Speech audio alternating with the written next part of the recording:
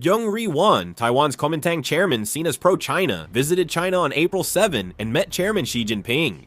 The CCP-KMT Summit, a leaders' meeting between the Chinese Communist Party and Taiwan's Kuomintang, was held for the first time in 10 years since 2016. Let's examine this event. Young Ri-won, chairman of the Kuomintang and leader of Taiwan's main opposition, is on a 5-night, 6-day visit to China that began April 7. Chairman Young Ri-won paid his respects at Zhongshan Mausoleum, Sun Yat-sen's burial site, on the 8th. On the 9th, he visited Yangshan Port in Shanghai, a symbol of cross-strait economic cooperation, and met Taiwanese business people. Chairman Young Ri-won told business people that Taiwanese entrepreneurs in the mainland are highly valued by the Kuomintang. He acknowledged their recent grievances and promised that if the Kuomintang returns to power in 2028, these issues will be addressed and a new era will begin. After Chairman Young Ri-won's visit, China stressed that both sides of the strait belong to one China, are all Chinese, and are one family. And since cross-strait affairs are family matters for people on both sides, they should naturally be discussed and handled within the family. They said that people on both sides of the strait have enough wisdom and ability to resolve their own issues. At the same time, they criticized the Democratic Progressive Party. They also pointed out that the Democratic Progressive Party authorities are slandering and smearing to serve their own Taiwan independence agenda, and that they are not winning the support of the people. Chairman Young Ri-won emphasized that the 1992 consensus and opposition to Taiwan independence remain valid and continue to be the foundation of current cross-strait relations. The 1992 consensus is the 1992 agreement between China and Taiwan to acknowledge one China, each with its own official name, and he stressed it should continue. Chairman Young Ri-won also criticized the Democratic Progressive Party, saying their military buildup prepares for war, and sided with China in criticizing them. Chairman Young Ri-won visited Zhongshan Mausoleum, Sun Yat-sen's burial site, and mentioned Japan 11 times, emphasizing that the China-Taiwan conflict is historically Japan's responsibility. He stressed that Japan suppressed Taiwanese society and national sentiment, and that the wounds from Japanese imperialism in the First Sino-Japanese War remain unhealed. Currently, the Democratic Progressive Party government has a strong pro-Japanese tendency. Experts believe that these remarks were made to counter the DPP's anti-China stance. It would be helpful to look at the current political situation in Taiwan. Currently, the Kuomintang oversees the DPP-led Special National Defense Budget Bill. Chairman Zheng Liyuan has also repeatedly said people should be able to say, "I am Chinese," reflecting a pro-China stance. There are also evaluations interpreting this visit to China as a step closer toward China. The Democratic Progressive Party is linking Chairman Zheng Liyuan's visit to China with Taiwan's security issues and is taking an offensive stance. In this process, the Democratic Progressive Party also showed off its solidarity with the United States. In particular, some DPP lawmakers pointed out that it is unclear whether Chairman Zheng Liyuan had prior contact with Chinese forces infiltrating Taiwan. Taiwanese Premier Cho Jung-tai also stated that if a party representative or a person with substantial political influence makes public contact with the Chinese Communist Party, they must be subject to strict oversight, especially by the public and the media. President Lai Ching-te emphasized that Taiwan's democracy, freedom, and openness are not gifts from a dictator, but come from the sacrifices of those in the democratization movement and the bravery of the Taiwanese people. He sharply criticized Chairman Zheng Liyuan, stating peace can't come from a dictator. The Democratic Progressive Party is strengthening ties with the United States. President Lai Ching-te met a U.S. congressional delegation led by Republican John Curtis on April 7th. Chairman Zheng Liyuan, who supports China, plans to visit President Xi in mainland China, while President Lai Ching-te stresses U.S. cooperation to take a confrontational stance. The U.S. congressional delegation urged swift approval of Taiwan's special defense budget, expressed concern over China's growing military pressure, and voiced support for Taiwan. Taiwan's special defense budget bill, prepared last year, allocates about 60 trillion won to buy many weapons from the United States. The problem is that the Kuomintang is opposing the bill, questioning whether it's about preparing for war, and as a result, it still hasn't been passed.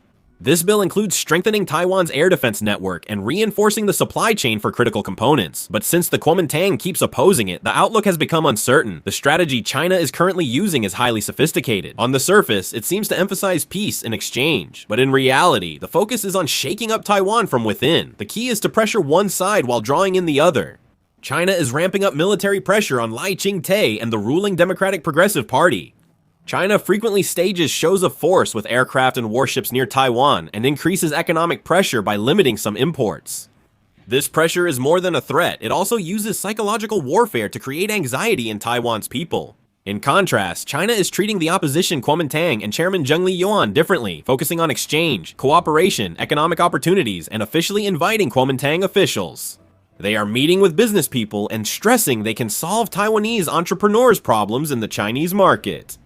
In this process, they are deliberately creating the expectation that things could change if the Kuomintang comes to power. What happens when these two trends operate simultaneously? Perceptions within Taiwan begin to split. On one side, voices are growing louder that China is a threat and that stronger measures are needed, while on the other side, the perception is spreading that cooperating with China will revive the economy. Internal conflicts worsen even without outside pressure. For China, the best outcome is reaching their goals without military conflict. That's why, before using force, they use political, economic, and psychological tactics. By increasing their influence through the opposition party, they can create real change without formal government talks. This approach boosts effectiveness and eases the international burden. If it continues, internal conflict could outweigh external pressure for Taiwan. If not only the political sphere, but also businesses, public opinion, and generational perceptions become divided, it creates a structure where it becomes difficult to move in a single direction. The longer this situation lasts, the more China will be able to secure a foundation to steer things in its favor without direct intervention. Also, if you look at the current assessment by US intelligence agencies, you can see a very important trend emerging. Concerns existed about a possible Chinese invasion of Taiwan by 2027, but recent analyses indicate the likelihood has decreased. This doesn't mean that China has given up on military action, but rather, it's more accurate to see it as a sign that their approach is changing. For China, it's as if a path is opening up to achieve its goals without having to fire a shot. Politically, pro-China forces are gaining strength, and while military tensions are decreasing, China's actual influence is expanding. If this trend continues, it could even lead to a situation where Taiwan changes its direction on its own from within. In the end, China appears confident it can achieve cross-strait unification its way. Political conflicts in Taiwan will likely intensify going forward. Even the possibility of impeaching Lai Ching-te is already being openly discussed, and political tensions are rising quickly. Whether or not this discussion results in formal procedures, the fact that impeachment of the nation's top leader is being discussed in political circles highlights the current instability in Taiwan's politics. Currently, Taiwan faces several simultaneous conflicts, with the main issue being differing policies toward China. There is a clash between those wanting Taiwan to strengthen security and distance from China and those seeking to ease tensions and improve relations. This conflict now extends beyond foreign policy into a clash of identities between political forces. The defense budget issue is making it even more intense. The legislative process itself is being delayed as calls to strengthen military capabilities clash with arguments that military expansion would only increase tensions. If policies cannot be implemented and continue to be stalled, concerns about a security vacuum will inevitably grow. This situation is serving as a factor that further fuels political disputes. Economic issues are also an important variable. Since Taiwan's economy is deeply connected with China, political choices immediately come into conflict with economic interests. Voices from businesses and industries are calling for maintaining stable relations, while on the other hand, there is also strong public opinion that security should be prioritized. In this structure where the economy and security are in conflict with each other, it becomes even more difficult to choose a single direction. With all these factors at play at the same time, the political world is unable to move in one direction. Repeated conflicts and delayed decisions are lowering the political system's efficiency. Especially, the inability to reach consensus even on issues directly related to security is becoming a factor that increases uncertainty throughout Taiwanese society.